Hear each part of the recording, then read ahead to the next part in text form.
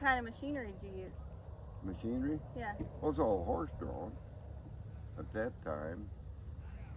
Dad did get a W.C. Allis Chalmers in 1934. That was the first tractor, but we had to still planted the corn with the horses.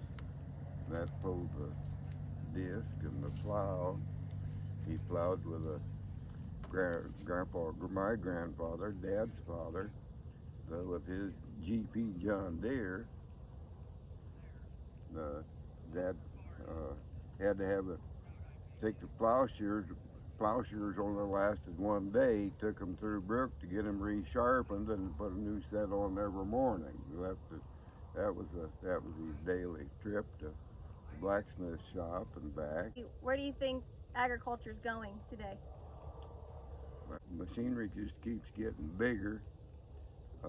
Did you ever think they'd be driving themselves? No, not at all. But on these cabs, there was a definite need for a cab.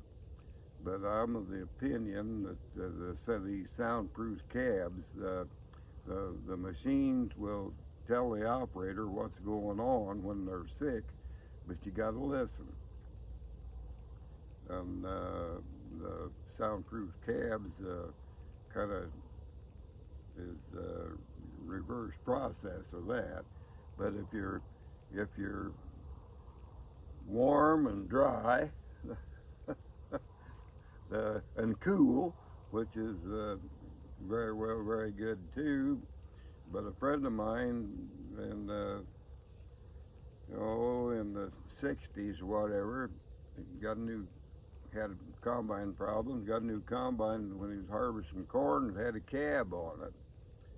And he gave me to understand that he could see a lot better out of dirty windows than I could with both eyes shut. And you've got to see where you're going too. So and he was so right. Of course, he didn't have any heater, he didn't have any air conditioner, that was sure, but he had window glass and he was protected from the elements. And unless you've been in the elements, it's kind of hard to visualize that you're there. You have to stand up and you have to take it. In the original, I was one of the first, probably the oldest self-propelled combine operator. I started in 1950 on a self-propelled combine case. And it spiked two-cylinder like the old thrashing machines for wheat and oats and whatever. They never thought about running corn through a combine at that time. And they worked, but they were crude. There was a 5-foot out. We had a couple of 5-foot Allis Chalmers all-crop harvesters with rubber cylinder bars. Of course, you had to hand control the header and the motors on from going from a power takeoff to run the combine that with no live clutch, where you had to get them out of gear quick if you were in green conditions, and the combine was always smaller than the cutter that whatever they were putting in them seemed like. It was always they were always strained, seemed like. More, you're putting more stuff in them than they could handle. That was the way combines were underpowered for many years. And then came the header reversers where you could run the intake backwards, which helped a bunch if you were a little too zealous with your ground speed. And again, it was always short horsepower. So times are changing. They are. And this combine behind us, I don't think lacks for horsepower.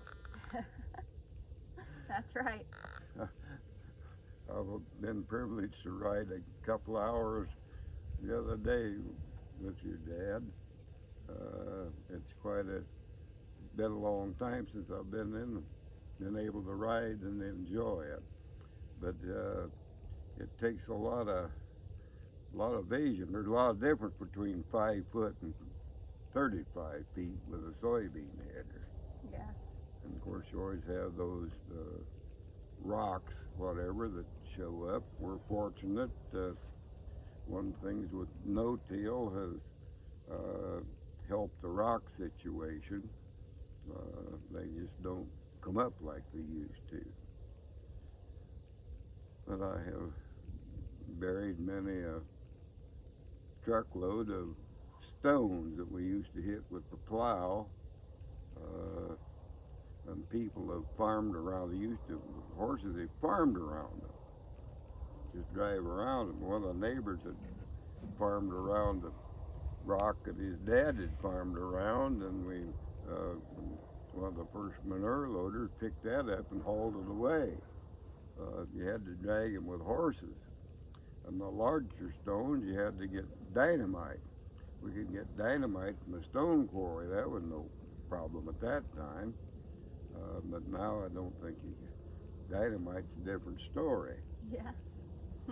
But but that was dynamite, when you use dynamite to raise them up out of the ground, and sometimes they fell back in the hole. And then when you dynamited on top of them to break them, then oh my, them little pieces and whatever. Then you picked them up and put them on a wooden, we called it a stone boat, about a 3x6 or 4x8, whatever, pulled with a team of horses. You throwed the rocks on that and drug it to someplace to a rock pile, and then you unload them by hand too. I'm getting into a lot of things here. Thanks for your time, Grandpa.